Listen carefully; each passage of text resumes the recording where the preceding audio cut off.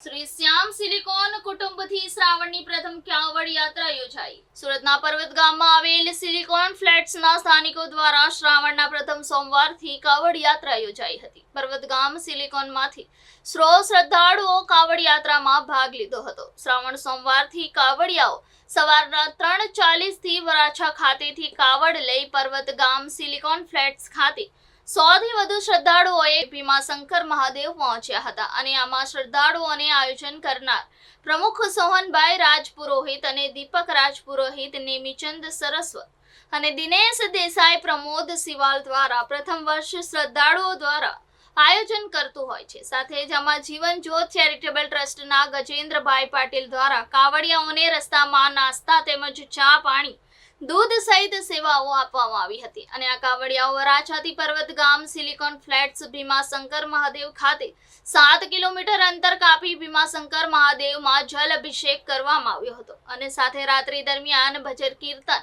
અને ભોજન પ્રસાદીનું આયોજન કરવામાં આવ્યું હતું.